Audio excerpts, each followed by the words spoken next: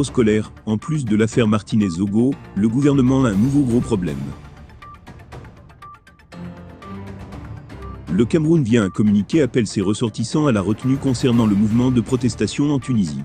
Ces derniers jours, des appels à manifestation contre le régime de Kessel se sont multipliés en Tunisie. Alors que la tension reste palpable entre le régime en place, l'opposition et la société civile, la représentation diplomatique convie les compatriotes au calme et au respect des lois locales en vigueur. Dans un communiqué rendu public, le 22 février 2023, l'ambassade du Cameroun en Tunisie invite ses ressortissants au calme et au respect des lois locales en vigueur dans ce pays d'Afrique du Nord. La publication de ce communiqué fait suite aux appels à l'organisation de mouvements de protestation relayés par les réseaux sociaux en réaction à l'actualité du moment en République tunisienne, écrit le chef de mission diplomatique, Samuel Djobo, sans préciser la nature de la dite actualité. Aussi, les compatriotes peuvent se rapprocher de la chancellerie pour tout besoin d'information et ou procédure dans le cadre d'un retour volontaire, informe l'ambassadeur du Cameroun en Tunisie. Depuis le début du mois de février en cours, une vague de répression vise les ressortissants de pays d'Afrique subsaharienne en Tunisie.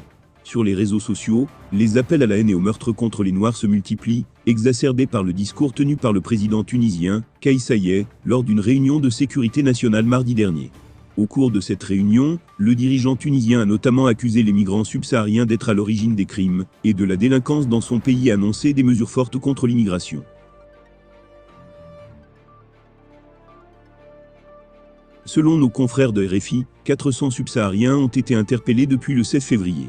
Et selon France 24, il serait plus de 300 ressortissants subsahariens, dont des enfants et des étudiants, qui ont été placés en garde à vue dans plusieurs villes tunisiennes entre les 14 et 16 février. Difficile cependant de savoir si des Camerounais figurent parmi les personnes arrêtées, l'ambassade n'ayant pas communiqué à ce sujet. Mercredi, l'Association des étudiants et stagiaires africains en Tunisie, ASA, a, via un communiqué, conseillé aux étudiants noirs de ne plus sortir même pour aller en cours, sauf cas de force majeure, jusqu'à ce que les autorités nous rassurent et assurent notre protection effective face à ces dérapages et agressions.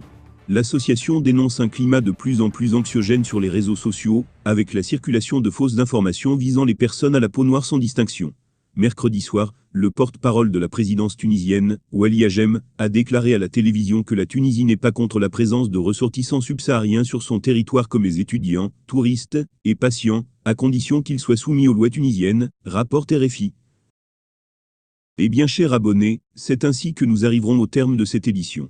Espérant qu'elle vous a plu, n'hésitez surtout pas de nous laisser un commentaire. Merci et à bientôt pour une nouvelle édition.